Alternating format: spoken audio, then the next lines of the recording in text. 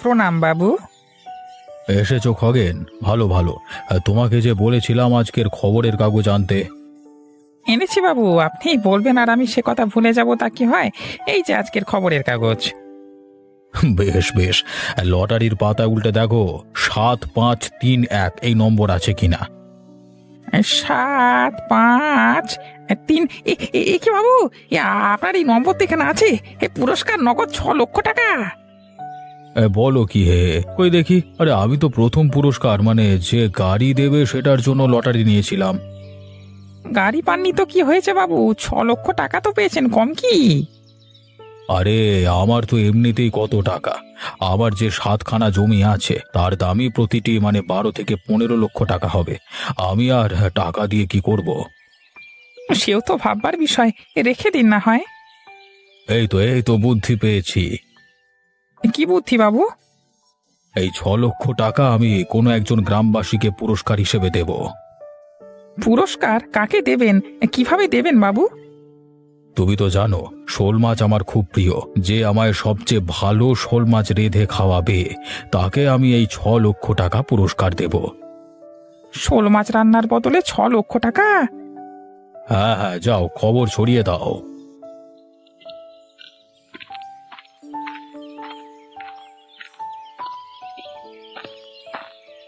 কি গো খগেন, কেমন আছো? ভালোই আছি। এ সময় তো তোমার অবিনাশ বাবুর বাড়ি থাকবার কথা, এখন কোথায় চললে? বাবুর কাছে কাজে যাচ্ছি। এক অদ্ভুত মানুষ মাইরি। কেন, কি হয়েছে? আজকে সকাল সকাল তিনি একখানা লটারি জিতেছেন। ৬ লক্ষ টাকা পুরস্কার, কিন্তু এ টাকা তিনি রাখবেন না। কি বলো কি, এতগুলো টাকা রাখবেন না তো কি করবেন? আমায় পুরো গ্রামে খবর দিতে বললেন যে তাকে সবচেয়ে ভালো শোল মাছ রেঁধে খাওয়াবে, তাকে উনি ৬ লক্ষ টাকা পুরস্কার দেবেন। বলছো কি হে, সামান্য মাছ রান্না খাইয়ে ৬ লক্ষ টাকা? ভাবো এবার কি কাণ্ড। আমরা এত খেটে ৬০০ টাকা পাই না, আর তিনি ৬ লক্ষ টাকা পুরস্কার। বড় লোক বলে কথা। ৬ লক্ষ টাকা তো তাদের হাতের ময়লা। সে যাকগে, আমি চাই পুরো গ্রামে খবর দিতে হবে। তোমাকেও বলে রাখলাম, কেমন? আমি তো আর রান্না জানি না, আমাকে আর বলে কি হবে। আমি ভাবছি সবার আগে গিয়ে আমার মাকে খবরটা দেব। মা তো খুব ভালো রান্না করতে পারে। যে খায় মায়ের রান্না সেই প্রশংসায় পঞ্চমুখ হয়। যদি আমিও মাকে বলি তাহলে। কি হলো, কি ভাবছো? কই না তো, কিছু না তো। আচ্ছা আমি যাই, তবে পরে দেখা হবে। হ্যাঁ হ্যাঁ বেশ বেশ, যাও তবে, বেশ যাও। হ্যাঁ হ্যাঁ, যাচ্ছি।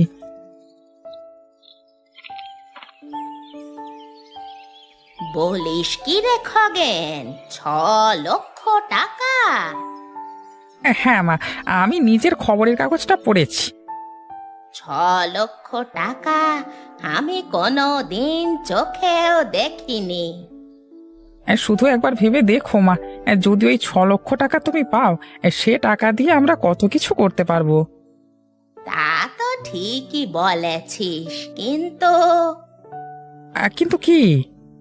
তুই এই ব্যাপারে আর কাউকে বলিস না। তবে বাবু যে বললো পুরো গ্রামে খবরটা দিতে। না, কাউকে বলতে যাস না। ভেবে দেখ, শুধু আমরাই জানলাম আর আমি রেঁধে খাওয়ালাম, তারপর পুরো টাকাটা আমাদের হাতের মুঠোয়। তবে আমি যে আসবার পথে গোপালকে বলে ফেললাম। গোপাল? ওই বাড়ির ননি বুড়ির ছেলে? হ্যাঁ সেই। তুই আর মানুষ হবি না খগেন, মাথা মোটাই থাকবি। তুই আর মানুষ পেলি না এই কথা বলার জন্যে? কিন্তু মা, আমি তো এখন এই ননি বুড়ির মাধ্যমেই এই গ্রামে খবরটা ছড়িয়ে পড়বে। উফ, আর পারি না। ভেবেছিলাম পুরো টাকাটা আমাদের হবে, সব তো খারাপ করে দিলে তো। মা, আরে ও মা, কোথায় তুমি? শিগগির এসো। কি হয়েছেটা কি? দিনে দুপুরে এমন চেঁচিয়ে বেড়াচ্ছিস কেন? কোথায় ছিলে তুমি? রান্নাঘরে ছিলাম, আলু পোস্ত করছিলাম, তোর তো পছন্দের। সে ঠিক আছে, তবে এখন এসে একটু বসো, তোমার জন্য একটা খবর আছে। কি খবর? অবিনাশ বাবু আজকে সকালবেলায় 6 লক্ষ টাকার লটারি জিতেছেন। এই খগেনের সঙ্গে দেখা হলো পথে, সেই বলল। অবিনাশ বাবু লটারি জিতেছেন, এতে আমি কি করব? হ্যাঁ, আরে লটারি তো জিতেছেন, তবে ওই টাকা তিনি রাখবেন না। ওই টাকা তিনি যে কোনো গ্রামবাসীদের মধ্যে বিলিয়ে দেবেন। সে কি, অতগুলো টাকা এভাবে কাউকে দিতে আছে? শর্ত দেওয়া আছে, যে সব থেকে ভালো শোল মাছ রান্না করে খাওয়াতে পারবে তাকেই তিনি সব টাকা পুরস্কার দেবেন। এ আবার কেমন শর্ত? মা, আমি অত কিছু জানি না। তুমি অবিনাশ বাবুর জন্য শোল মাছ রান্না করবে। তোমার হাতের রান্নার যা স্বাদ, আমার বিশ্বাস তুমি টাকাটা জিতবে। কিন্তু না করো না মা, আমার জন্য হলেও তোমাকে করতেই হবে। আচ্ছা বেশ, তুই যখন এত করে বলছিস তবে ঠিক আছে, আমি কাল শোল মাছ রাঁধবো।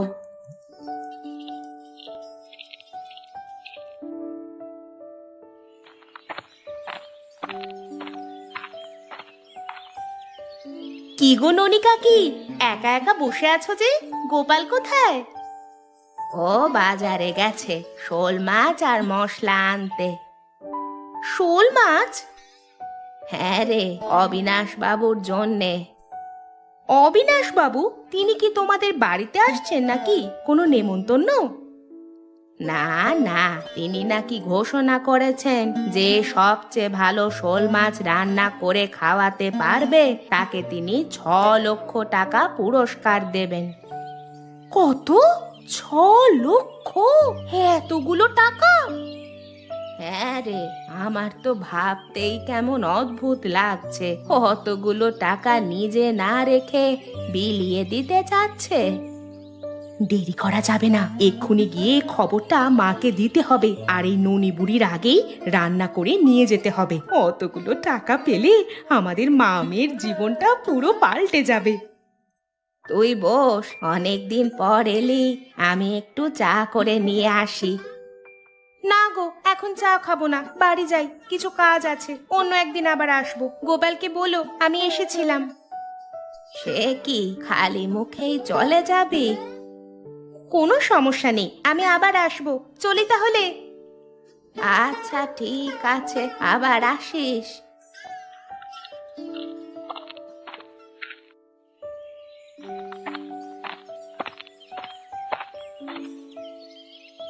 ওমা, মা, আরে ওঠো ওঠো, তাড়াতাড়ি ওঠো, না হলে তোমার ঘুমের চক্করে দেরি হয়ে যাবে, তাড়াতাড়ি ওঠো। কি রে, কি কি হলো? কত আরামে একটা ঘুম দিলাম, সব বোনাশ হয়ে গেল। উফ, তুই কি আমায় শান্তি দিবি নে? আরে ঘুমোতে তো অনেক পারবে, তবে এখন খুবই গুরুত্বপূর্ণ কথা বলবো, শুনলে তোমার চক্ষু একেবারে চড়ক গাছ হয়ে যাবে। তাই নাকি? আচ্ছা বেশ, বল, কি এমন খবর তোর যা শুনলে আমি চমকে যাব? একটু আগে ননি কাকিমার বাড়িতে গিয়েছিলাম, তার সাথে বসে কিছুক্ষণ কথা বললাম, আর একটা অনেক বড় খবর জানতে পারলাম গো। কি খবর, জলদি বল। অবিনাশ বাবু গ্রামবাসীদের মধ্যে 6 লক্ষ টাকা বিলিয়ে দেবেন, আর যে তাকে সবচেয়ে ভালো শোল মাছ রান্না করে খাওয়াবে সে সবচেয়ে বেশি টাকা পাবে। বলিস কি? আমি তো এত টাকা কখনো চোখেই দেখিনি। যদি তুমি সবচেয়ে ভালো শোল মাছ রাঁধতে পারো আর ওই টাকা যদি তোমার হয়ে যায়, তবে আমরাও এই বাড়ি ভেঙে আরেকটা নতুন বাড়ি করতে পারবো। কথা তো তোর ঠিক। গোপাল বাজারে গেছে শোল মাছ আনতে, তাড়াতাড়ি চলো আমরাও বাজারে যাই, যত দেরি করব ততই ক্ষতি। হ্যাঁ হ্যাঁ চল, যেভাবেই হোক সবার আগে আমাদেরকেই সবচেয়ে ভালো রান্না করে দিতে হবে, যে ওই টাকা আমাদেরই জিততে হবে।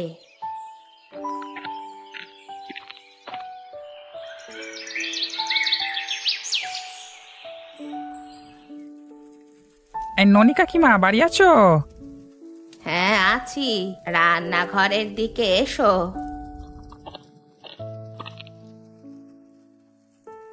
নমস্কার কাকিমা। এ কি খগেন, তুমি এ সময় এখানে? অনেকদিন হলো দেখা হয় না, ভাবলাম একটু দেখা করে যাই। যাক, বেশ ভালো করেছো। চা নেবে তো? হ্যাঁ, সন্ধে তো হয়ে গেল, চা এক কাপ হলে মন্দ হয় না। ঠিক আছে, বসো। আমি একটু পেঁয়াজ লঙ্কা কেটে নিই, তারপর চা দিচ্ছি তোমায়। বেশ বেশ, তাই দাও। শুনলাম নাকি তুমি গোপালকে বলেছ অবিনাশ বাবু 6 লক্ষ টাকা দেবেন যদি কেউ তাকে শোল মাছ রেঁধে খাওয়ায়। এই তো মোক্ষম সময়। আরে উল্টো পাল্টা বলে এই ননিপুরির রান্না ভেস্তে দিতে হবে, তাহলেই পুরো টাকা আমার। কি হলো, কথা বলছো না যে?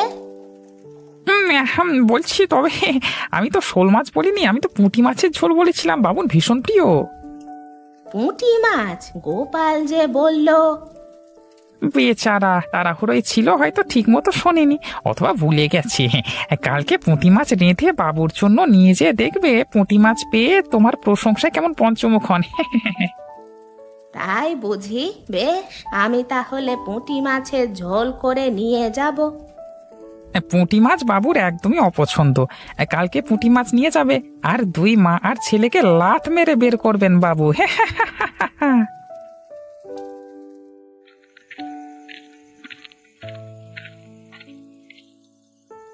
প্রণাম বাবু। গোপাল যে, কেমন আছো? আপনার আশীর্বাদে আর ভগবানের কৃপায় ভালো আছি বাবু। তো এ সময় বাজারে কি করা হচ্ছে? ঘরের বাজার করতে এসেছো নাকি? আগে ঘরের বাজার নয় বাবু, আমি এসেছি মূলত আপনার জন্যই। আমার জন্য? হ্যাঁ বাবু, এই নিয়ে 2বার এলাম। সে কেন? তুমি জানতে নাকি আমি এখন বাজারের দিকে আসব?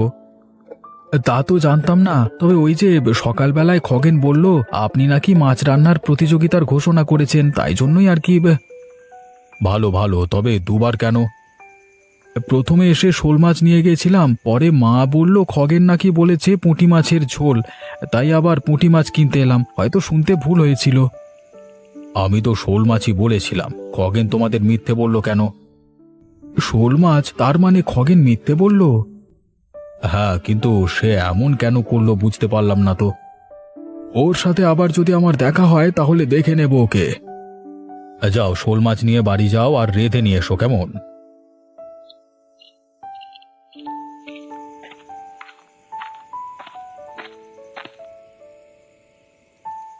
মা, এই যে নাও শোল মাছ, একদম বড় বড় দেখে এনেছি। আসল মাছ? মাছ এনে কোনো লাভ নেই। এভাবে বলছো কেন? কি হলো আবার? মাথা মোটার মতো গোপালকে যে বলে দিলি গোপাল ওর মাকে গিয়ে বলবে, আর ননি বুড়ির হাতে রান্নার স্বাদ 5 গ্রামের মানুষের জানা আছে।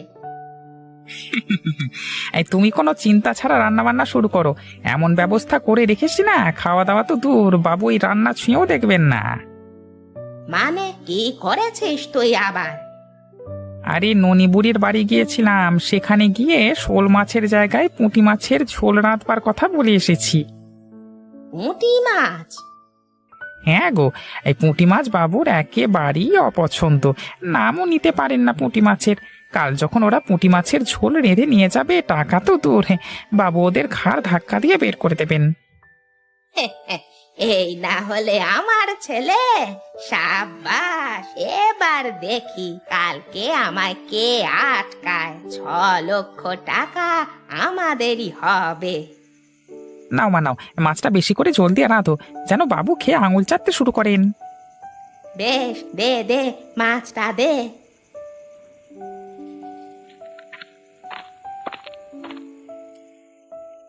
তোর দিদা আমায় বিয়ের পর শোল মাছ রান্না করার একটা পদ্ধতি শিখিয়েছিলেন, আজ সেই পদ্ধতিটা প্রয়োগ করেই রান্না করব। দেখবি বাবু পুরো 6 লক্ষ টাকা আমাদেরই দেবেন। সেটাই যেন হয় মা। ওই টাকাগুলো পেলে আরো সুন্দরভাবে বাড়িটা করে 2 মা মেয়ে মিলে থাকবো।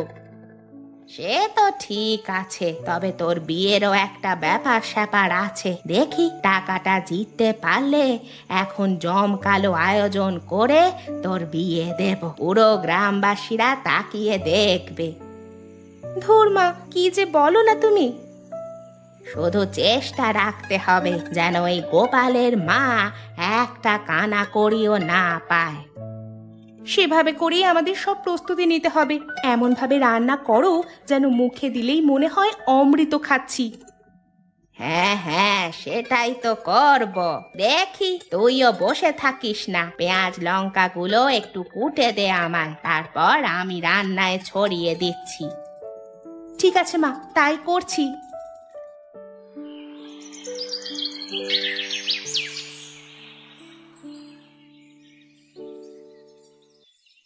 বাহ, তোমরা সকলে চলেও এসেছো। হ্যাঁ বাবু, আমি তো সবাইকে বলে দিয়েছিলাম আপনার ঘোষণার কথা। ভালো ভালো, এক কাজ করো খগেন, তুমি সবার খাবারের পাত্রগুলো নিয়ে তাতে কোনটা কার রান্না কাগজে লিখে পাত্রের পাশে দিয়ে আমার সামনে পরিবেশন করো। আগে বাবু, নাম লিখে পাশে রেখে দেওয়া হয়েছে। ঠিক আছে, একবার আমি শোল মাছগুলো খেয়ে দেখব। যার রান্না সবচেয়ে ভালো হবে তাকে 3 লক্ষ, যে দ্বিতীয় হবে তাকে 2 লক্ষ এবং যে শেষ প্রতিযোগিতাকে 1 লক্ষ করে 6 লক্ষ টাকা ভাগ করে দেওয়া হবে। বেশ, কিন্তু বাবু একটা অনুরোধ আছে, আমার মায়ের রান্নাটা দিয়ে আপনি খাওয়া শুরু করুন। বেশ, তাই দাও। এই যে নিন বাবু। বাহ, বেশ ভালো খেতে হয়েছে, সুস্বাদু হয়েছে। বাবু, এটা আমার মায়ের রান্না, একবার খেলে আজীবন মনে থাকবে। খেয়ে দেখুন। ভালো ভালো। বাবু, আমার মায়ের হাতের শোল মাছ রান্না। বাহ, এ চমৎকার গোপাল, এ রান্না তো অমৃতকেও হার মানায়। আরে অতুলনীয় স্বাদ গো, বাবা বাবা বাহ, ব্যাপক, এই না হলে রান্না। সুতরাং যতগুলি রান্না আমি খেলাম সকলে ভালোবেসে আমার জন্য এনেছো, তাই ধন্যবাদ। তবে যার রান্না সবচেয়ে বেশি সুস্বাদু লেগেছে, অতএব শর্ত অনুযায়ী নগদ 3 লক্ষ টাকা ননি বুড়িকে দেওয়া হবে। ধন্যবাদ বাবু, অসংখ্য ধন্যবাদ। আর দ্বিতীয় বিজয়ী হিসেবে খগেনের মাকে 2 লক্ষ এবং স্বপ্না বুড়িকে 1 লক্ষ টাকা দেওয়া হলো।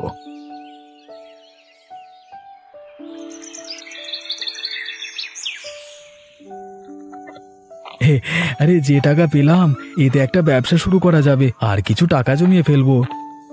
সে তো ঠিক আছে, তবে কি ব্যবসা করবে? ভাবছি মায়ের হাতের রান্নার তো কোনো তুলনা নেই, একটা খাবারের হোটেল বাজারের দিকে খুললে কেমন হয়? বুদ্ধি তো মন তো নয়, করতে পারো। দেখি তাহলে বাজারের দিকে একটা জায়গা খুঁজবো হোটেলের জন্য। আমার তো ঘরে দরজা জানালা যা দশা, আমি ভাবছি 2 লক্ষ টাকা পেয়েছি, বাড়িটা মেরামত করে ফেলবো। হ্যাঁ, তা করতে পারো। আচ্ছা বেশ, রাত হয়ে গিয়েছে আজকে, আমি তাহলে চলি। সাবধানে যেও, দেখা হবে কেমন? হ্যাঁ ঠিক আছে, তুমিও যাও তাহলে।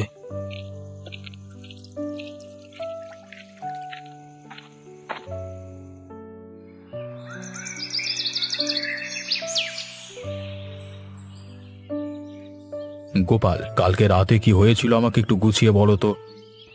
কালকে রাতে খগেন আর আমি বাজারে কিছু বন্ধুর সাথে আড্ডা দিয়ে বাড়ি ফিরছিলাম। বাড়ির কাছাকাছি যেতেই খগেন ওর বাড়ির দিকে চলে যায় আর আমি আমার বাড়ির দিকে। ঠিক তখনই নীলিমা আর স্বপ্না কাকিমাকে দেখি আমাদের বাড়িতে কেরোসিন ঢালতে। কেন এমন জঘন্য কাজ করলে, তার কোনো উত্তর আছে তোমাদের কাছে স্বপ্না বুড়ি? কারণ আমি বলছি বাবু, কাল আমি আর মা প্রতিযোগিতায় আরো বেশি টাকা আশা করেছিলাম, কিন্তু তেমনটা হয়নি। আর এর ক্ষোভ থেকে মা এই সিদ্ধান্ত নেয়।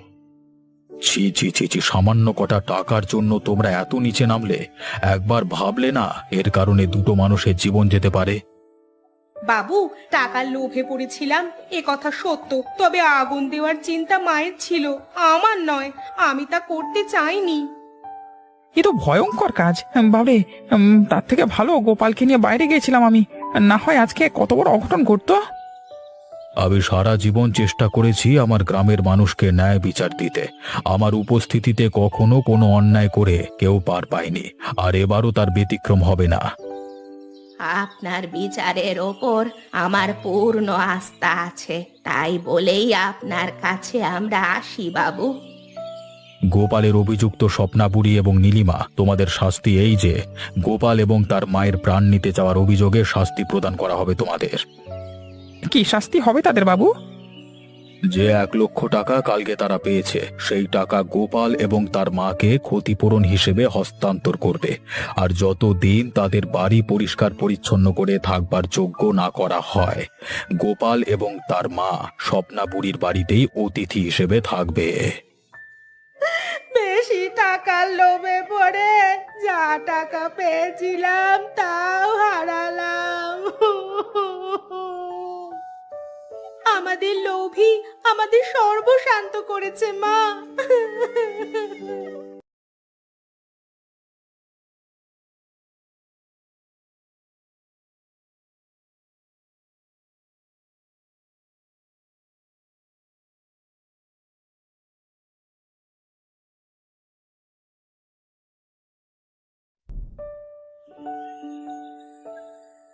বাহ, বুড়িমা, তোমার রান্না খেয়ে তো নিজের মায়ের হাতের রান্নার কথা মনে পড়ে গেল গো। তা বাবু, কচুরি পানার তরকারি আপনার ভালো লেগেছে তো? আরে অসাধারণ লেগেছে গো বুড়িমা। ঠিক আছে, তাহলে আমি মাঝে মাঝে এসে খাইয়ে যাব খন।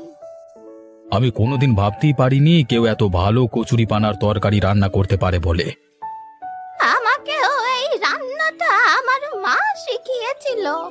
আমি শুনলাম যে আপনি কচুরি পানার তরকারি খেতে খুব ভালোবাসেন, তাই ভাবলাম আজ খাইয়ে যাই আপনাকে। সত্যি বলছি বুড়িমা, আমার মা আমাকে কচুরি পানার তরকারি রান্না করে খাওয়াতো। তারপর থেকে আমি আর কারোর হাতে এত ভালো তরকারি খাইনি। আজকে এত বছর পর তোমার হাতে খেয়ে আমার সেই মায়ের কথা মনে পড়ে গেল। তরকারি খেয়ে আহা, সেই দিনকার স্মৃতি। ঠিক আছে বাবু, আপনার আশীর্বাদ থাকলে আমি আবার খাইয়ে যাব। তবে আমি তোমাকে কিছু দিতে চাই। কি দিতে চান বাবু? এই নাও, এই টাকাগুলো রাখো। আমি জানি তোমার গরিবের সংসার, তবে আমি চাই যে আমার এই যে ধনসম্পত্তি, এসব কিছু তোমাদের মতো গরিব মানুষের কাজে লাগুক, যারা সত্যি সত্যি মানুষের কথা ভাবে, মানুষের জন্য বাঁচে। তাই টাকাটা নিয়ে যাও এবং এরপর থেকে সুখে স্বাচ্ছন্দ্যে দিন কাটাবে। আচ্ছা ঠিক আছে বাবু, আপনি যখন এত কৃপা করেছেন আমার মতো অধমের প্রতি, তখন ধন্যবাদ। এই শয়তান বুড়িটাকে অবিনাশ বাবু আপনি এতগুলো টাকা দিলেন, আর আমি আপনার কাছে এতদিন ধরে পড়ে আছি, আমাকে এখনো ভাঙা বাড়িতে থাকতে হয়। এটা ঠিক করলেন না আপনি। এর মজা আমি টের পাওয়াবো। এই টাকা যদি আমি আমার করে দিতে না পেরেছি, তবে আমার নামও খগেন নয়। বুড়ি রাতের বেলায় বাড়িতে একা থাকে, এই সুযোগে যদি বুড়িকে খুন করে বুড়ির সবগুলো টাকা হাতিয়ে নিই, তাহলে কেউ জানতেও পারবে না। আর আজকে আমি তাই সবগুলো টাকা ওর থেকে নিয়ে নেব। তারপর মজা বুঝবো অবিনাশ। অবিনাশ জানতেও পারবে না যে কোত্থেকে কি হয়ে গেল। আরে বেটা খগেন, এইদিকে কোথায় যাচ্ছ এত রাতে?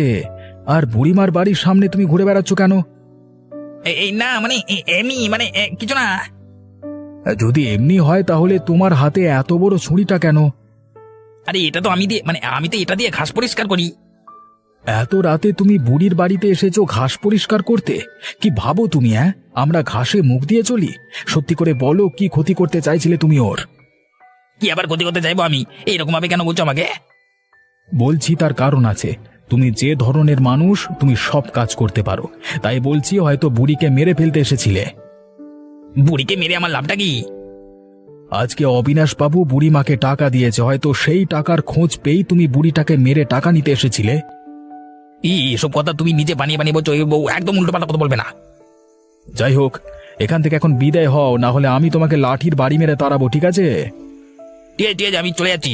তবে কাজটা তুমি ভালো করলে না, এটা জেনে রাখো। এর ফল তোমাকে ভোগ করতে হবে, ভয়ানক ফল।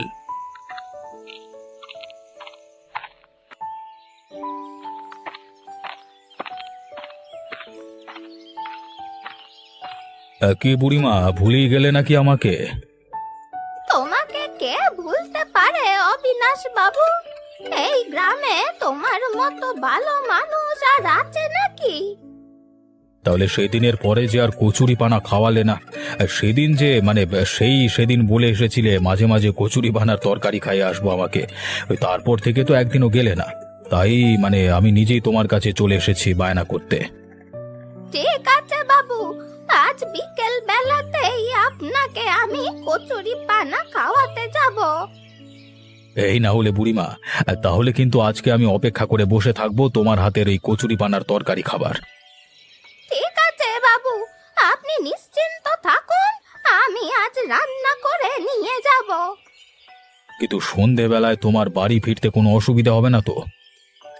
আমার আর কিসের অসুবিধা হবে বাবু, আমি বুড়ি মানুষ, আমার কি আর সব অসুবিধার কথা ভাবলে চলে? ঠিক আছে, তাহলে তুমি আজকে বিকেলে আমার বাড়িতে এসো কচুরি পানার তরকারি খাওয়াতে। ঠিক আছে বাবু, আপনার মতো মানুষ আছে বলে আমার মনটা ভরে যায়। আর তোমার মতো মানুষ আছে বলেই আমি আমার হারানো মায়ের কথা মনে করতে পারি গো।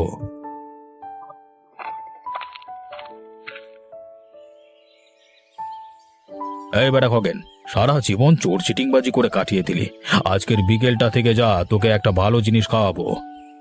কি হয়েছে বাবু, কি খাবেন আপনি?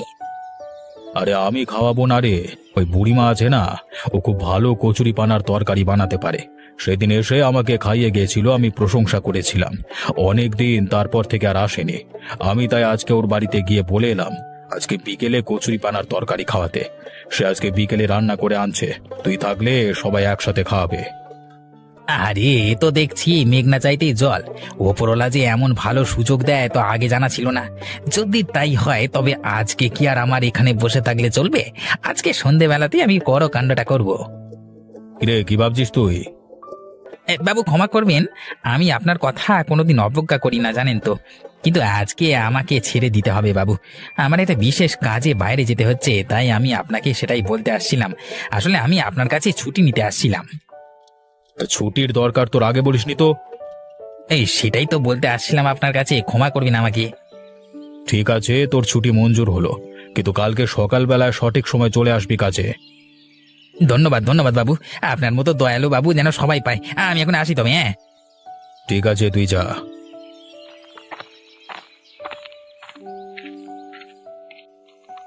উফ, অনেকটা রাত হয়ে গেল, তাড়াতাড়ি বাড়ি ফিরতে হবে পা চালিয়ে।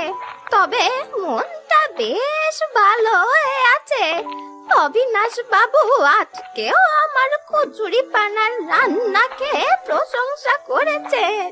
তবে চিন্তা একটাই, সেদিনের অবিনাশ বাবুর দেওয়া টাকাগুলো বাড়িতে রাখতে পারবো না, তাই সঙ্গে করে নিয়েই ঘুরছি।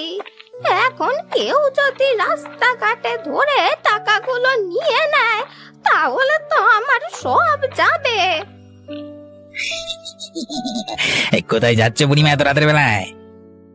বাড়ি যাচ্ছি আমি।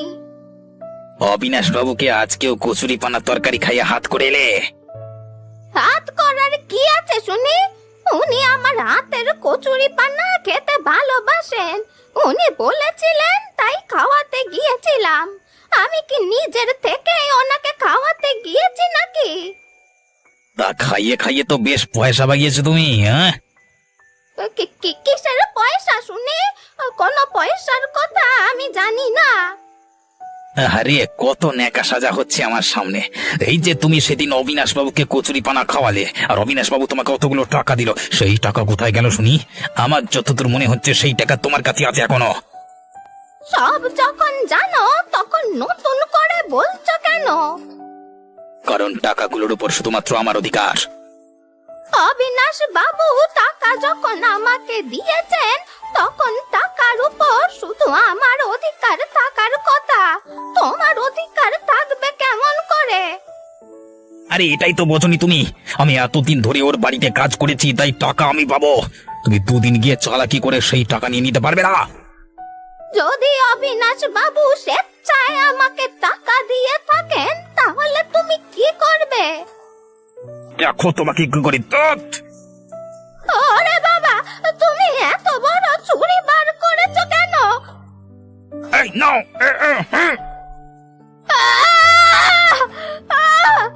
মরে গেলাম গো, বাঁচাও কেউ,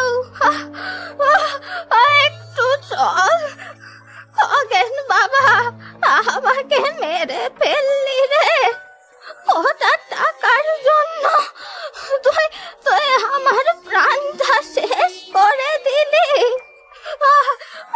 ওপরালা, ওপরালা তোকে কখনো ক্ষমা করবে না।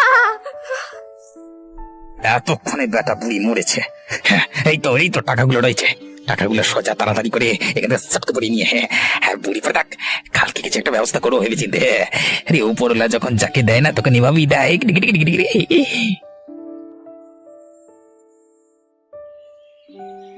বাবু, বাবু তাড়াতাড়ি বেরোন বাবু।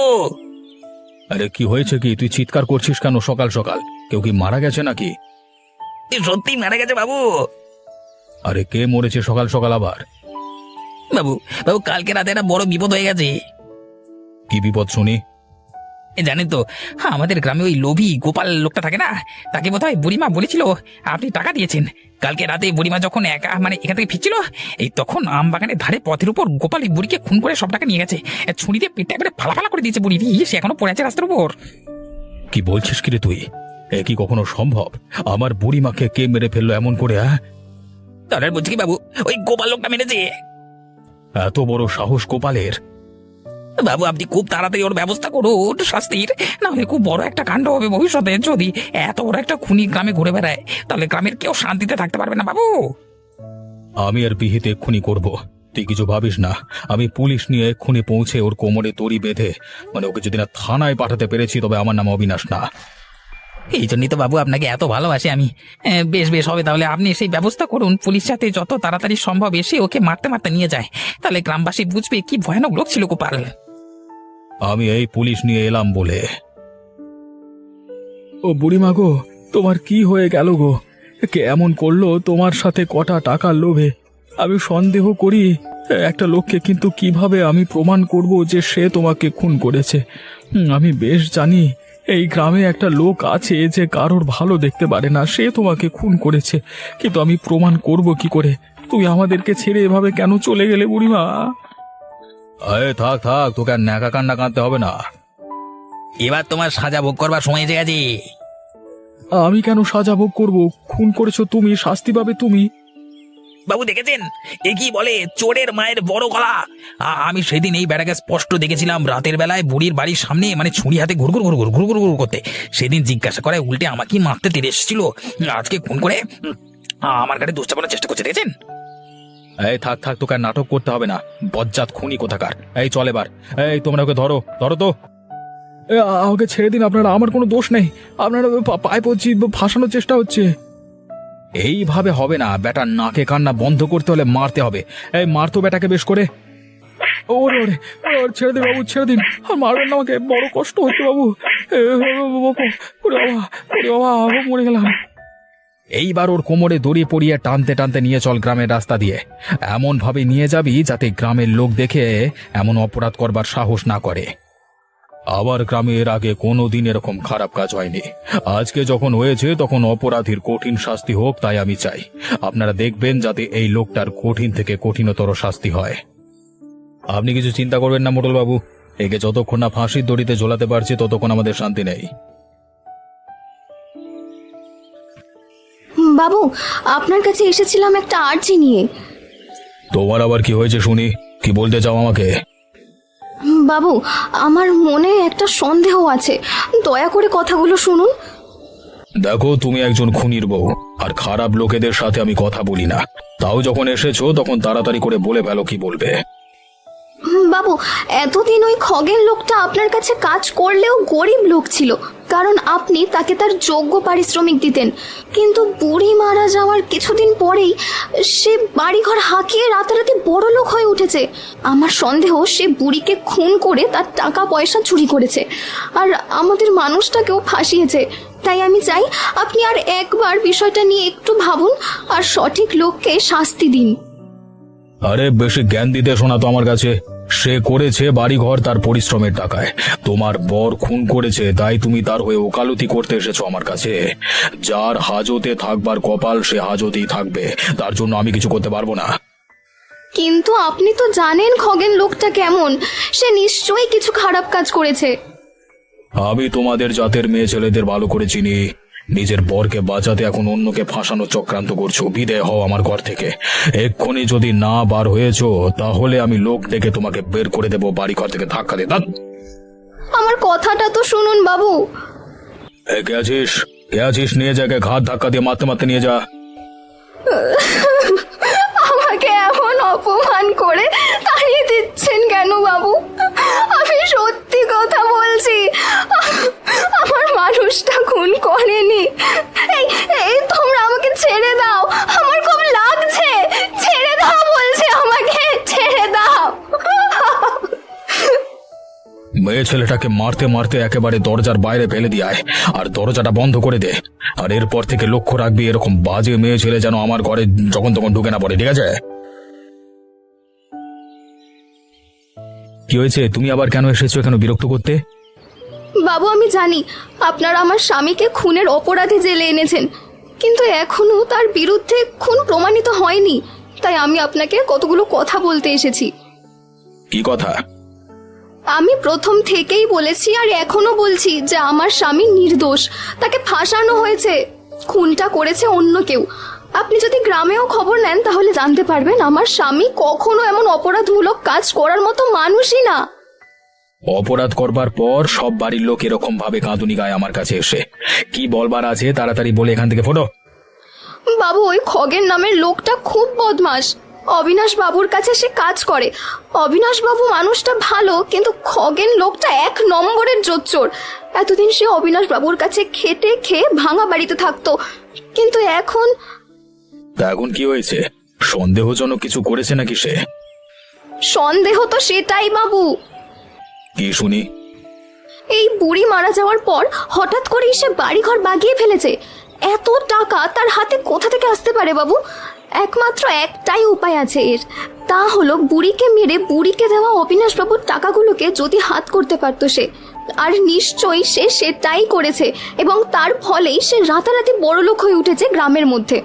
আমার সন্দেহ সে অপরাধটা করে আমার স্বামীর মতো নিরীহ মানুষের ঘাড়ে দোষ চাপিয়েছে। কিন্তু এটা তো তোমার শুধু সন্দেহ, সন্দেহের বশে পুলিশ কোনো কাজ করতে পারে না। তবে আপনারা চাইলে তো কিছু না কিছু উপায় ঠিকই করতে পারেন। ঠিক আছে, আমি কথা দিচ্ছি আমরা ওর উপর নজরদারি রাখবো। এখন তুমি যাও, যদি তোমার স্বামী নিরপরাধ হয় নিশ্চয়ই আমরা ছেড়ে দেব। ধন্যবাদ বাবু, ধন্যবাদ আপনাকে। কি হয়েছে বলো তো তোমার? আশা থেকে দেখছি তুমি মুখ গম্ভীর করে বসে রয়েছো সারাক্ষণ, কি হয়েছে নাকি? আসলে একটা অপরাধ বোধ সারাক্ষণ আমাকে তাড়া করে বেড়াচ্ছে। কি হয়েছে? কিসের অপরাধ? একটা কথা বলবো, ভালো করে মন দিয়ে শুনবে? হ্যাঁ বলো শুনি। আসলে তুমি এতদিন গ্রামে ছিলে না বলে আমি কাউকে সাহস করে না কিছু বলতে পারিনি। আমি এমন একটা বিষয় জানি যা শুধু তোমাকেই ভরসা করে বলতে পারি গো, আর সেটা শুনে একমাত্র তুমিই কিছু সিদ্ধান্ত নিতে পারো। আরে বাবা কি হয়েছে বলবে তো?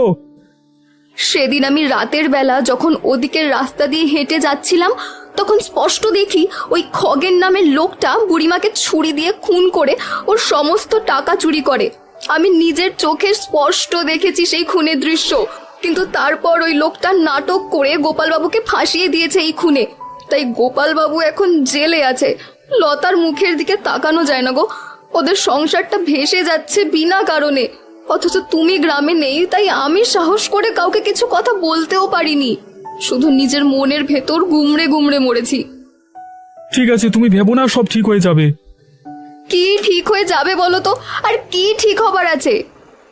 আহা, আমি যখন এসে গেছি তখন আর অত ভেবো না, আমি সব ঠিক করে দেব।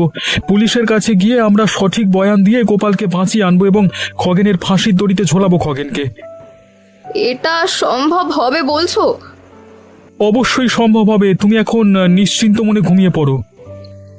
বেশ, তোমাকে কথাগুলো বলতে পেরে নিজেকে অনেকটাই হালকা লাগছে গো। তার উপর তুমি এখন ভরসা দিয়েছো আমাকে, তাই আমি একটু নিশ্চিন্ত হতে পেরেছি। আমার ভেতরের অপরাধ বোধটা এখন অনেকটাই হালকা হয়ে গেছে।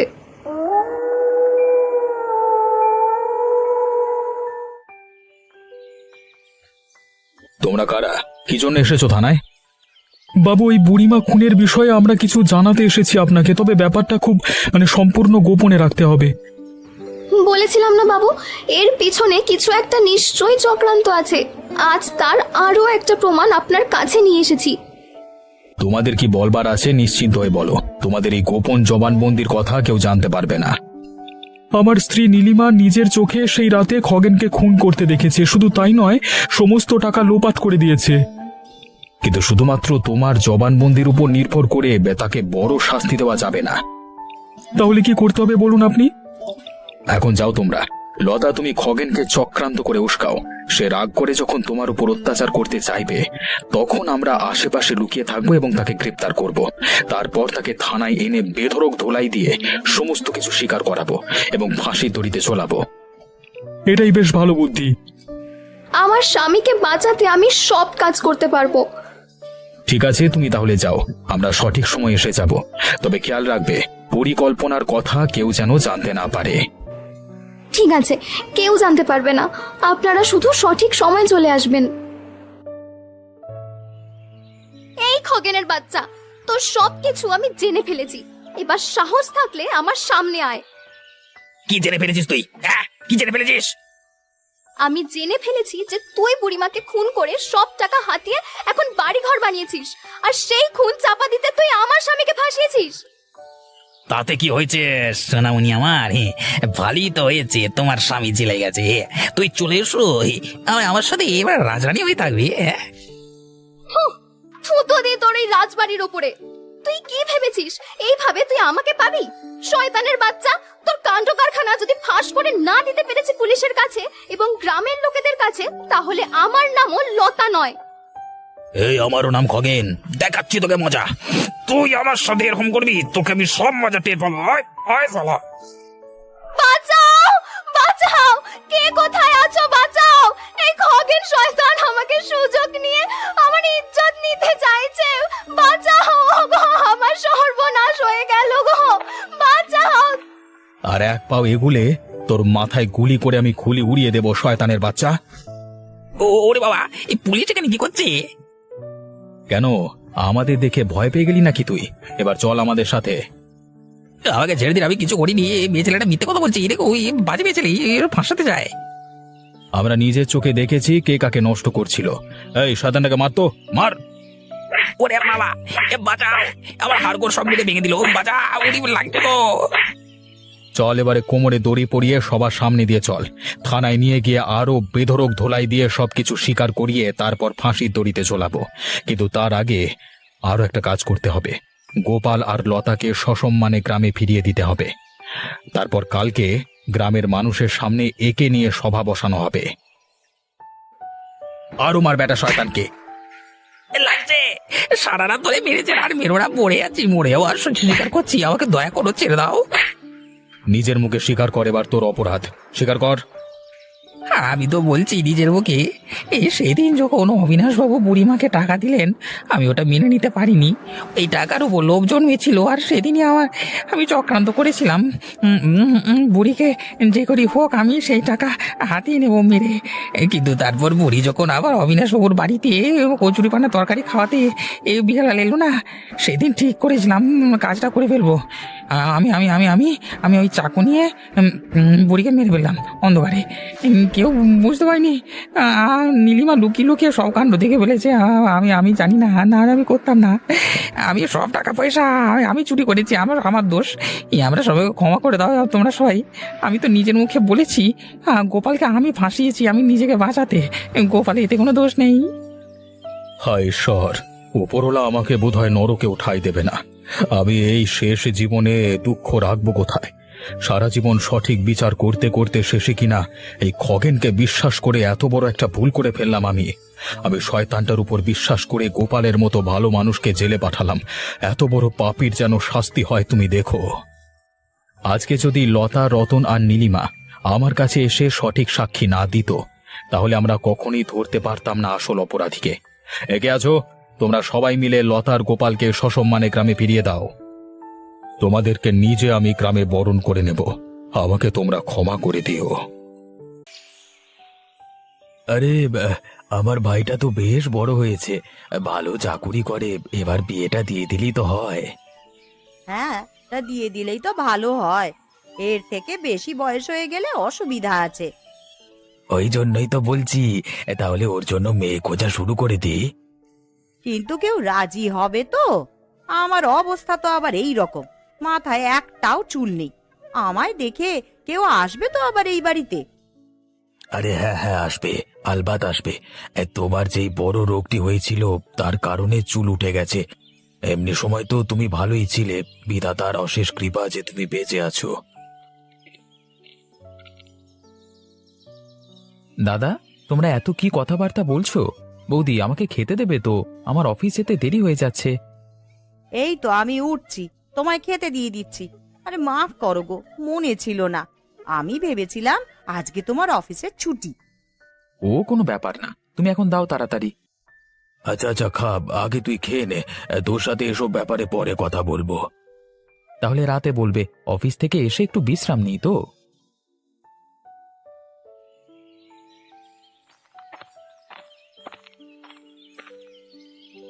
আরে প্রশান্ত, তুই কখন এলি? আমি তো দেখতে পাইনি রে। এই তো মাত্র এসে দাঁড়ালাম গো, দেখলাম তুমি কাজ করছো, সেটা দেখছিলাম আর কি। এখন কি আর দেখবি বাবা, বয়স হয়ে গেছে, ভালো করে কাজ করতে পারি না।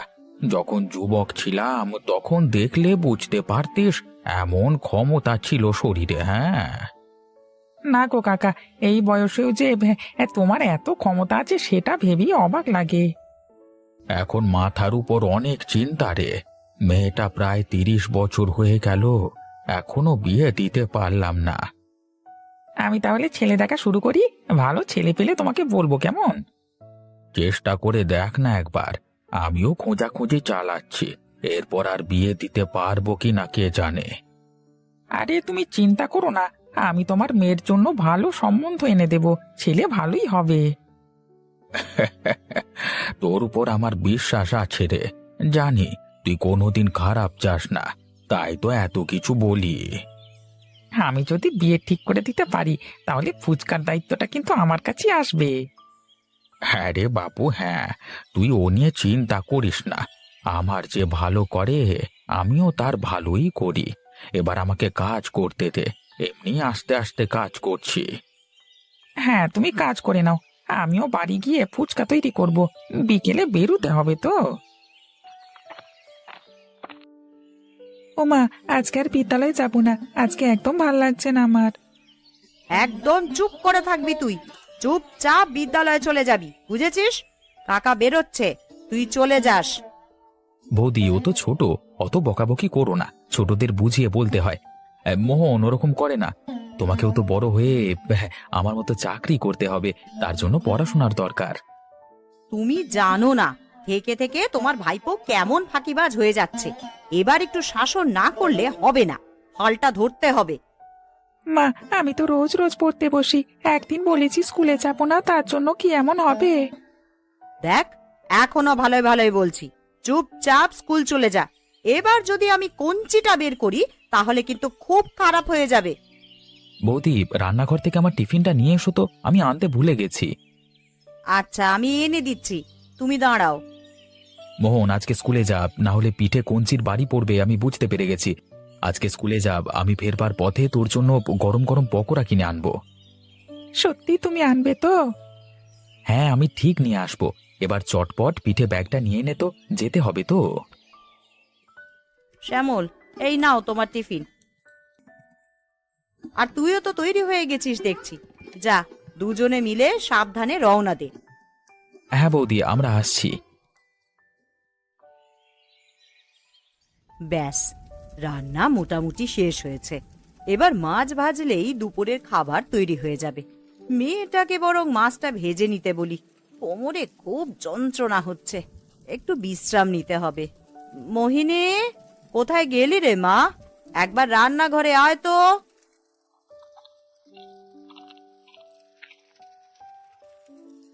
হ্যাঁ মা, ডাকছো? হ্যাঁ রে, এত কিছু রান্না করলাম তো কোমরে বড্ড যন্ত্রণা হচ্ছে, তাই মাছ কটা তুই একটু ভেজে দে। আচ্ছা ঠিক আছে, আমি ভেজে দিচ্ছি। এমনিতেও তো এবার শ্বশুর বাড়ি গিয়ে সমস্ত কাজই করতে হবে, তোর তো অনেক বয়স হলো, এবার বিয়েটা দিয়ে দিতে হবে। সেটা তোমরা দেখো, এখানে তো আমার কিছু বলার নেই, শুধু বলবো আমি যেখানে যাব তা যেন একার সংসার হয়, এইটুকুনি দেখো। বাবাকে যেমন সবার থেকে দূর করে দিয়েছিলে, সেই রকম পরিস্থিতি আমি আর চাই না। কেন রে, একা সংসারে কি আছে? একা সংসার করলে সুখ শান্তি বেশি পাওয়া যায়, নিজের বশ মতন সবকিছু করা যায়। সবাইকে নিয়ে থাকলে সেটা হয় না, আর আমি অপমানিত হতেও চাই না। সবাইকে নিয়েই মানিয়ে গুছিয়ে চলতে হবে রে মা, ওইভাবে বলে না। আচ্ছা, সে না হয় আমি চেষ্টা করে দেখব। এখন মাছগুলো আমাকে ভাজতে দাও, আবার একটু পরেই বাবা চলে আসবে। আচ্ছা ঠিক আছে, তুই বরং কাজগুলো করে নে, আমি ঘরে গেলাম রে, একটু বিশ্রাম নেব। আর মাছ ভাজা হয়ে গেলে সবকিছু চাপা দিয়ে দিস। হ্যাঁ গো, আমি সব করে দেব, তুমি যাও। গিন্নি, কাজ সব শেষ হয়ে গেছে বুঝলে। এবার আমি নদীতে নাইতে যাচ্ছি, আমার গামছাটা একটু দাও তো। কেন গো, তুমি গামছাটা নিজে এসে নিতে পারছো না? দেখছো তো আমি কাজ করছি। আমি গিয়ে তেল মেখে নিয়েছি, ওই জন্যই তোমাকে বলছি, তেল গায়ে আর ভেতরে প্রবেশ করব না। এই নাও ধরো। কাজের সময় এত জ্বালাতন ভালো লাগে না। যাও, তুমি স্নান করে এসো, দুপুর তো হয়ে এলো। হ্যাঁ, আমি যাচ্ছি।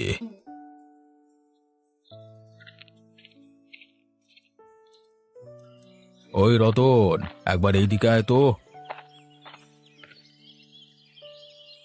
হ্যাঁ খুড়ো, বলো কি বলবে? তোর কাজকর্ম কেমন হচ্ছে বল। জি, কাজকর্ম একদম ভালোই চলছে। আর কিসের জন্য ডাকলে সেটা বলো, দুপুর হয়ে গেল তো, আবার স্নান করে বাড়ি ফিরতে হবে। যা বলবার একটু তাড়াতাড়ি বলো না। কথাটা হচ্ছে তোর ভাই শ্যামলকে নিয়ে। ওর তো বিয়ের বয়স হয়ে গেছে, ভালো চাকুরি করে, বিয়ে দিবি তো এবার।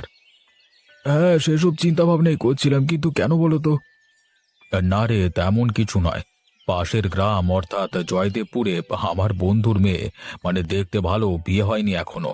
তুই যদি রাজি থাকিস তাহলে কথা বলে নিতে পারি আর কি। আচ্ছা ঠিক আছে, তুমি কথা বলো আর আমাকে কালকে জানিও। হ্যাঁ, আমি স্নান করতে যাচ্ছি। আচ্ছা ঠিক আছে।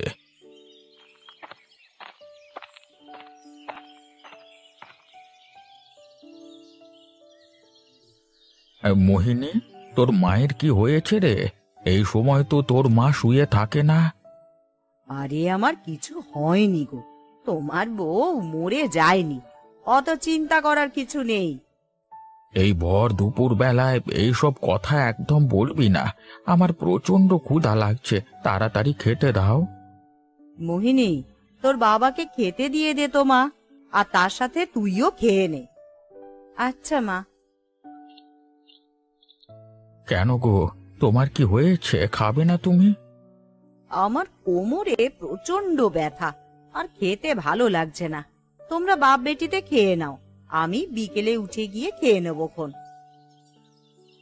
বাবা এসো, খেয়ে নি আমরা, বসে পড়ো। তোমার তো প্রচন্ড ক্ষুধা লেগেছে বললে।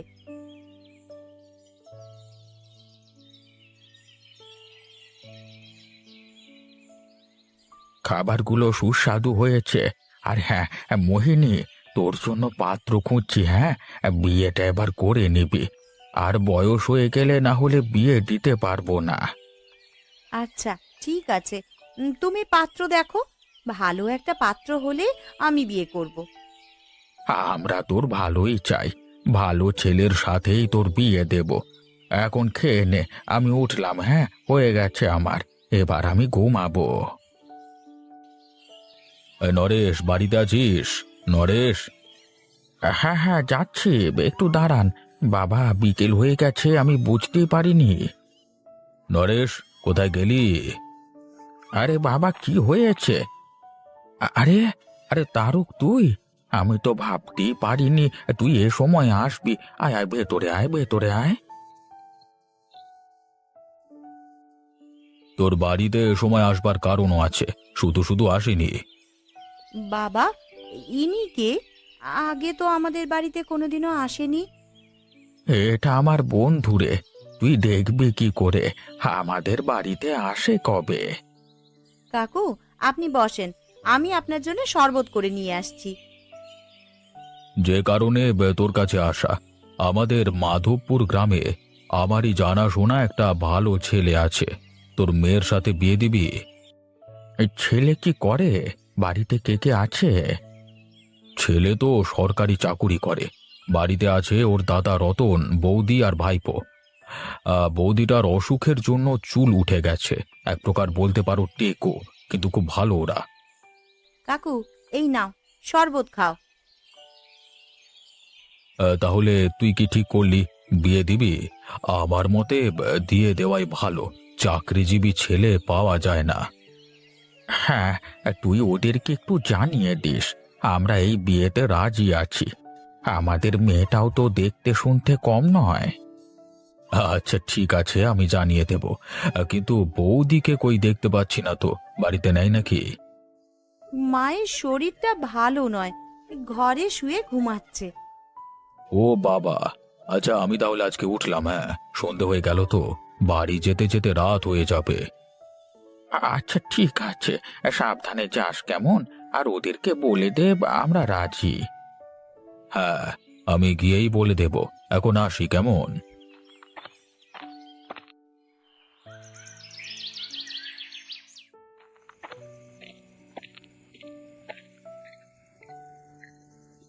আরে তারক কাকা, কোথায় গিয়েছিলে গো? আরে তোকে বললাম না, মেয়ে আছে একটা ভালো, ওর বাবার সাথে কথা বলে এলাম। ওরা রাজি, বুঝলি? তা তোরা রাজি হয়ে গেলেই সবকিছু হয়ে যাক। মেয়ে দেখতে শুনতে কেমন, আচার আচরণ কেমন? মেয়ে সুশীল, ভদ্র, মোটামুটি সবকিছু কাজ করতে পারে, একজন যোগ্য গৃহিণী হতে পারবে। তাহলে আমার দিক থেকে কোনো অসুবিধা নেই, দুদিক থেকেই সমস্যা মিটে গেল, এবার শুধু বিয়েটা হলেই হবে। বাহ, বেশ ভালোই হলো। মেয়ের বাবা হচ্ছে আমার বন্ধু, নাম নরেশ, জয়দেবপুর গ্রামের কৃষক। আমি বুঝতে পেরে গেছি, তাহলে এবার বিয়ের আয়োজন করা যাক। কাকা, তোমায় কিন্তু থাকতে হবে, তুমি না থাকলে বিয়ে বাড়ি জমবে না তো। আরে খ্যাপা, থাকবো রে থাকবো, আমাদের গ্রামের গর্ব শ্যামল, ওর বিয়েতে থাকবার সুযোগ কেউ ছাড়ে? কাকা, বাড়ি যাচ্ছ তো? আমিও বাড়ি যাচ্ছি, তাহলে একসাথে যাওয়া যাক কেমন? হ্যাঁ চল না, আমার কোনো অসুবিধে নেই, কিন্তু তুই তো সাইকেল নিয়ে গেলে তাড়াতাড়ি পৌঁছে যেতিস। আরে ওসব ঠিক আছে, তোমার সাথে হাঁটতে হাঁটতে চলে যাব, মাঝে মাঝে হাঁটা ভালো। তোর তো ভালোই বিক্রি হচ্ছে, ভর্তি বাক্স ফুচকা নিয়ে আসিস আর খালি করে নিয়ে যাস।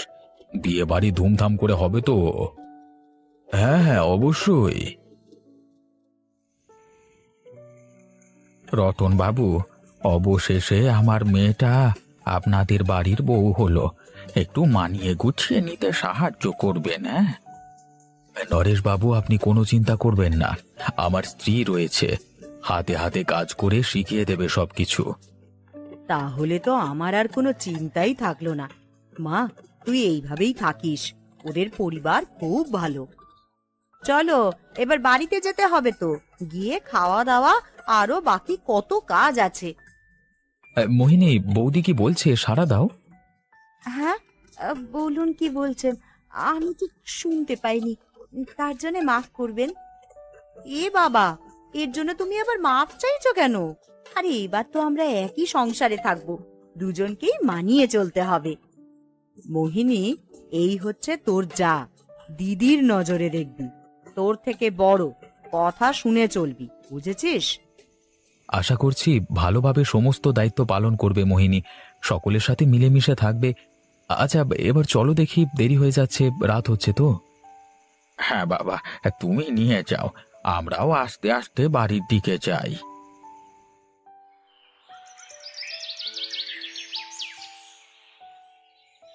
দেখো, আমি তোমায় একটা কথা স্পষ্ট করে বলে দিচ্ছি, এই সবার সাথে আমি থাকতে পারবো না।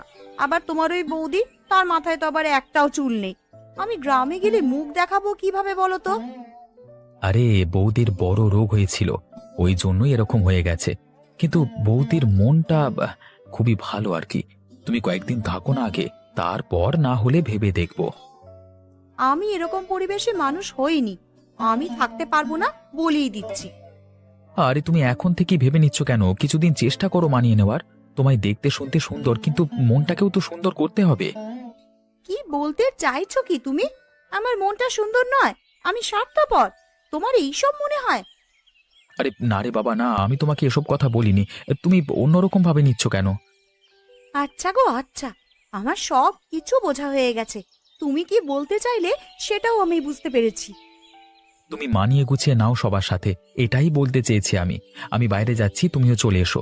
ভালোই বেলা হয়ে গেছে। আমার যখন ইচ্ছে হবে তখন যাব, তুমি যাও না। আমি তো যেতে বারণ করিনি। সবার সাথে মানিয়ে গুছিয়ে আমি চলতে পারবো না।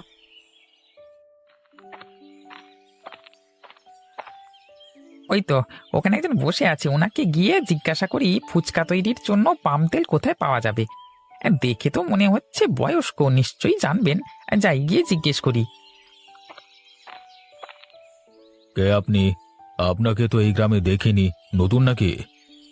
আরে না না, আমি জয়দেবপুরের বাসিন্দা, ফুচকা বিক্রি করি। আমাদের ওখানে আজকে কোনো দোকান খোলেনি, তো ফুচকা তৈরির জন্য পাম তেল লাগবে। এই গ্রামে কোথাও পাওয়া যাবে? হ্যাঁ, এটা হলো গ্রামের শুরু। আর একটু এগিয়ে যান, গিয়ে দেখবেন একটা মুদিখানা দোকান পাবেন। ওই দোকান থেকে আপনি পাম তেল পেয়ে যাবেন। হ্যাঁ, আপনাকে অসংখ্য ধন্যবাদ। না হলে আজকে ফুচকা বিক্রি করাই বন্ধ হয়ে যেত। আপনাদের জয়দেবপুরের মেয়ের সাথে আমাদের গ্রামের ফুচকাওয়ালার ভাইয়ের বিয়ে হলো তো, ছেলেটা চাকরি করে। হ্যাঁ, আপনি কি মোহিনীর কথা বলছেন? হ্যাঁ, আমি ওনার কথাই বলছি। মেয়েটা দেখতে শুনতে খুবই ভালো, যেমন কথাবার্তা তেমনই ব্যবহার। আমি তো শুনেছিলাম রতন ফুচকাওয়ালার স্ত্রী টেকো, ওর ভাই চাকরি করে ওনার সাথে বিয়ে হয়েছে, সংসার গেল। কেন, কি হয়েছে? দেখে তো মনে হলো সবকিছু ভালোই। হ্যাঁ, দেখতে ভালো, আচার আচরণ ভালো, সেটা সবার সামনে। হ্যাঁ, একসঙ্গে সংসারও করতে চায় না। ওই মেয়ের জন্য আমি ছেলে দেখেছিলাম, হঠাৎ বিয়ে হয়ে গেছে, আমি তো জানি না। আমাদের রতন ফুচকাওয়ালার স্ত্রী খুব ভালো। হ্যাঁ, দেখতে অতটা ভালো নয়, কিন্তু মনটা খুবই ভালো। সবকিছু সামলে নেবে, এই ক্ষমতা রাখে। সামলাতে পারলেই তো ভালো, না হলে সংসার আলাদা হয়ে যাবে। আমাদের গ্রামের সকলের বিশ্বাস, সবার সংসার আলাদা হলেও টেকো বউয়ের সংসার আলাদা হবে না। ওদের মধ্যে একটা আলাদাই বন্ধন। সেটা ওরা বুঝবে। ঠিক আছে, আমি এলাম। হ্যাঁ, অসংখ্য ধন্যবাদ আপনাকে।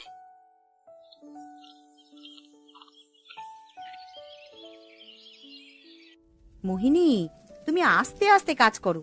বঁটিতে হাত কেটে গেলে কি হবে তখন? দেখে কাজ করো গো, হাত বাঁচিয়ে কাজ করো।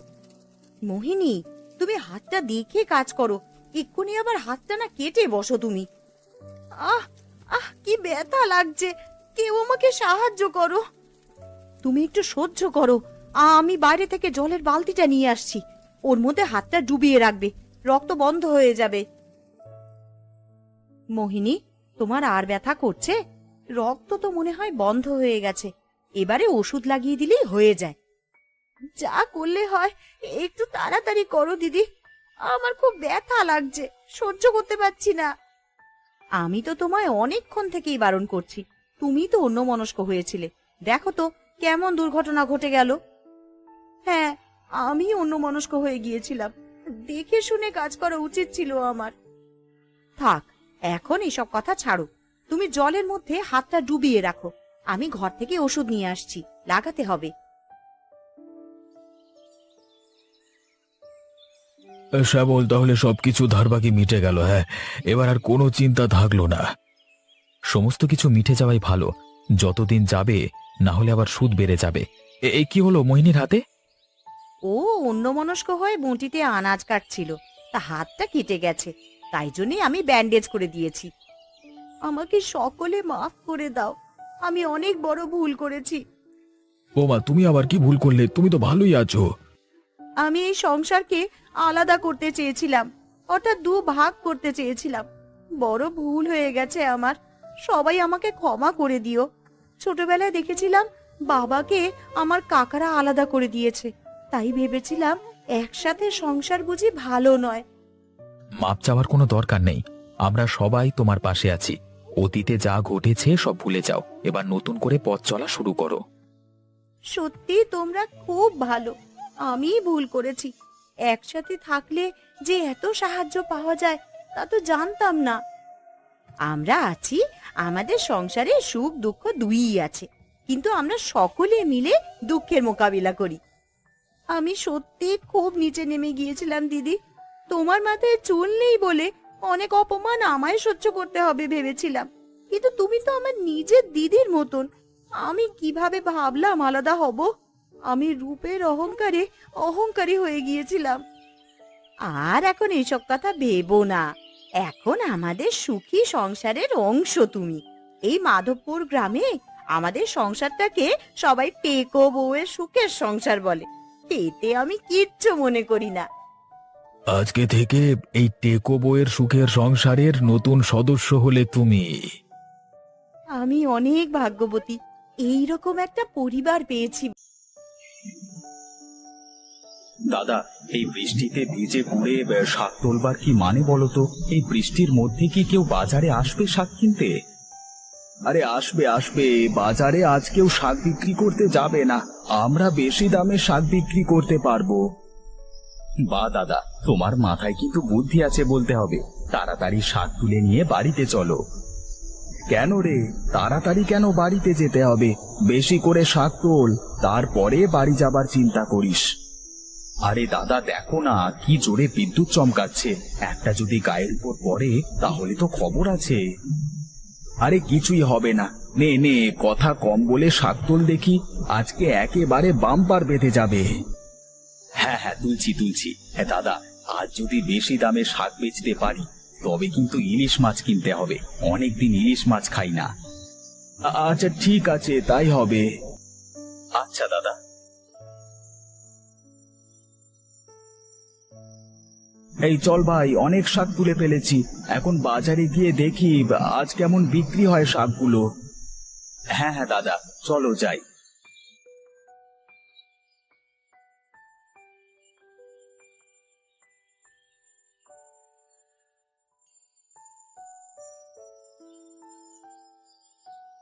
দাদা দেখো, বাজারে কোনো দোকানই আসেনি।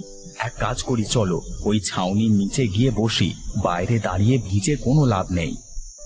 আচ্ছা আচ্ছা, তাই চল, ছাউনির নিচেই চল তাহলে।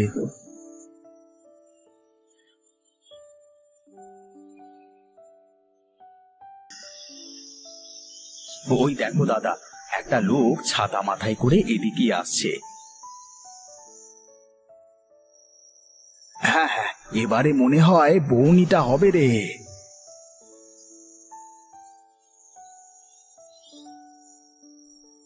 এই যে ভাই, শুনছো? শুধু শাকই আছে নাকি অন্য কিছু আছে তোমাদের কাছে? আরে না ভাই, অন্য কিছু তো নেই, শুধু শাক হবে।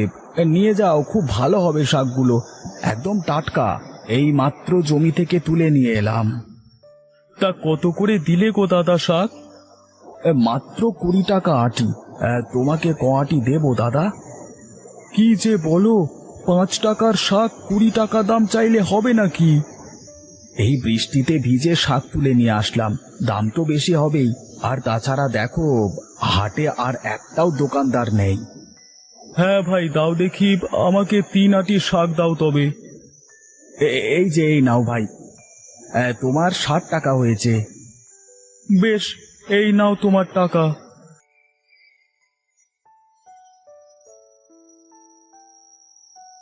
বা দাদা, এক আটি শাক 20 টাকায় বিক্রি করা মানে তো বেশ ভালো ব্যাপার গো।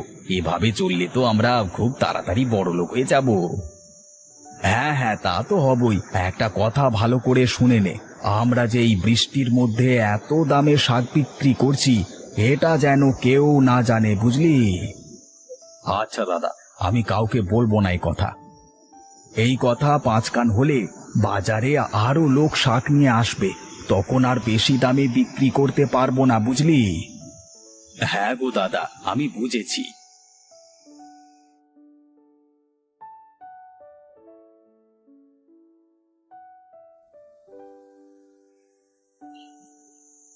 আরে এই যে কাকা, এই বৃষ্টির মধ্যে শাক কোথায় পেলে গো? মানুষের ক্ষেত থেকে চুরি করে আনলে নাকি? ওটা তো তোর অভ্যেস, আমি বাজার থেকে কিনে নিয়ে আসলাম শাক। আরে কাকা, রেগে যাচ্ছ কেন? আমি তো মশকরা করলাম একটু। ও, মশকরা করলি? আমিও তো মশকরা করলাম তোর সাথে। আচ্ছা বাদ দাও সেসব কথা। তুমি তো বাজার থেকে আসলে, তা বাজারে কি দোকানপাট খোলা আছে নাকি? আরে ওই যে ওই পাড়ার গোপাল আছে না, ওই গোপাল বাজারে শাক বিক্রি করছে। তাছাড়া কোনো বাজার নেই, বুঝলি? আর বাজারে একা দেখে একেবারে দাও মেরে নিল। উফ! দাও মেরে নিল মানে? কি বলছো কি? আমি তো ঠিক বুঝলাম না, সব মাথার উপর দিয়ে গেল আমার। আরে 3 আটি শাক কিনে নিয়ে আসলাম 60 টাকা দিয়ে, তাহলে বলতো কম দাও মারলো নাকি আজকে? বলো কি, 15 টাকা শাক কিনা 60 টাকা?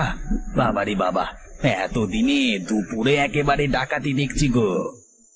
হ্যাঁ গো হ্যাঁ, কিছুই করবার নেই। বাজারে এই শাক ছাড়া যে কিছুই নেই, তাই যা দিয়ে পেলাম তাই কিনলাম। থাকো ভাই, বাড়িতে বউ পচ্ছে বসে আছে, আমি চললুম।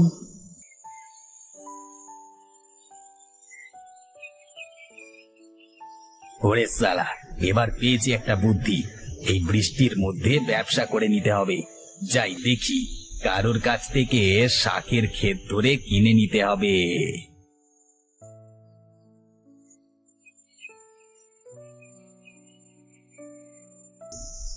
না গো গিন্নি, কি যে করি, এই বৃষ্টি তো 1 মাস আগে থামবে না শুনলাম।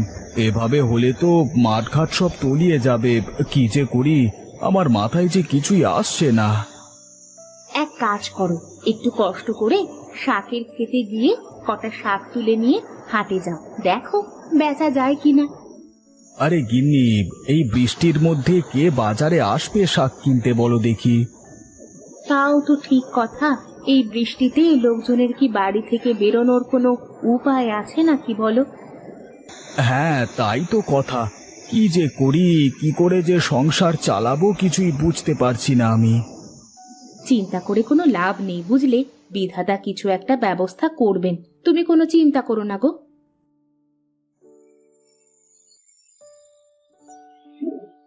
আরে নগেন ভাই, তুমি এখানে যে? কেন রে, তুই আমার ভাইয়ের মতো, আমি কি তোর বাড়িতে আসতে পারি না নাকি? পারবে না কেন? আসতে পারবে, কিন্তু তুমি তো আর এমনি এমনি আসোনি, এখানে কি কাজে এসেছো সেটাই আর কি জানতে চাইছিলাম একটু, তাছাড়া আর কিছু না। দাদা, আপনি ওপরে উঠে আসুন তো দেখি।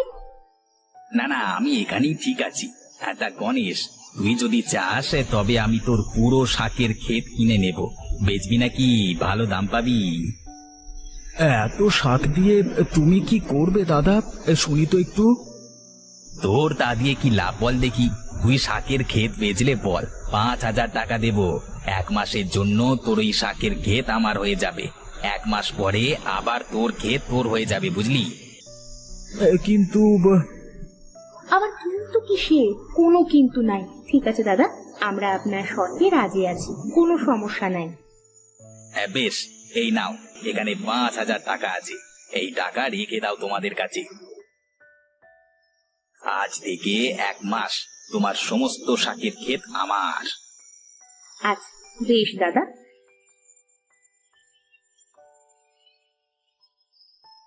গিন্নি, এই কাজ করা কিন্তু একদম ঠিক হলো না। ওই বেটা কিন্তু বড্ড ধরিবাজ, কি দিয়ে যে কি করে বসে কোনো ভরসা নেই ওর উপরে। আরে তুমি কোনো চিন্তা করো না, ও কি করবে? আমাদের জমি সব শাক তুলে নেবে, তা নিক না, এতে আমাদের কি ক্ষতি বা হতে পারে? ওই সব শাক বেচেও তো এত টাকা পেতাম না। ওটাই তো ভয়ের কারণ, ও কেন এত টাকা দিয়ে 1 মাসের জন্য আমাদের জমি কিনে নিয়েছে। চিন্তা করো না গো, দেখবে এই টাকা দিয়ে আমাদের ভালোভাবে চলে যাবে। হ্যাঁ হ্যাঁ, দেখা যাক কি হয়।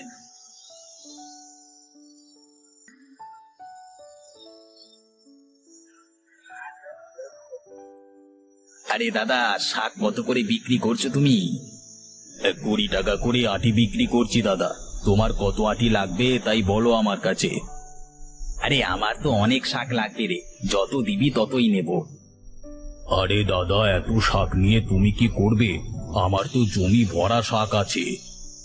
তাহলে এক কাজ করো, তোমার সব শাক আমাকে বেচে দাও, জমি ধরে 10,000 দেব। না দাদা, 10,000-এ এত শাক আমি দেব না।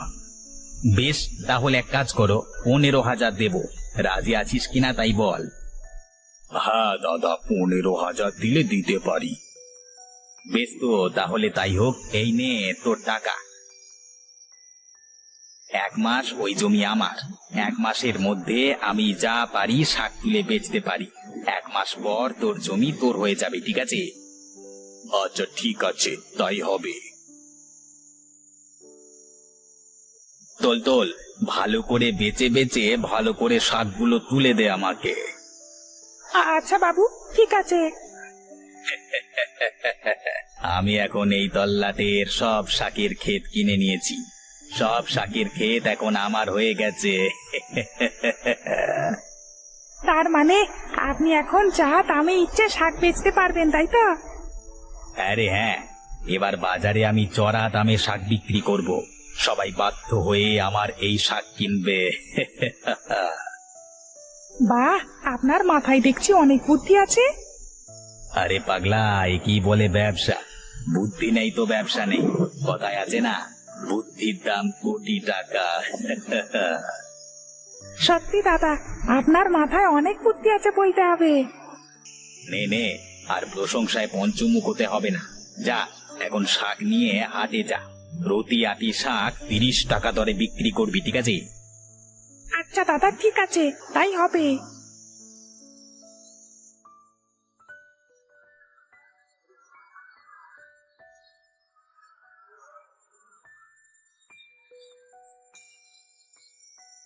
দাদা আসুন, দাদা আসুন, নিয়ে যান শাক, নিয়ে যান শাক, শাক একদম টাটকা শাক নিয়ে যান। দাও ভাই, শাক দাও, আমাকে 3 আটি দাও দেখি। এই নাও দাদা, 90 টাকা দাও। বলিস কি, 30 টাকা করে আটি শাক? এত দাম কি করে হয়েছে শাকের?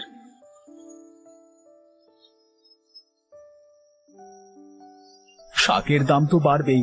এই বেটা আমাদের ধোকা দিয়ে আমাদের সবার শাকের জমি শুদ্ধ কিনে নিয়েছে, আর এখন চড়া দামে বাজারে বিক্রি করছে।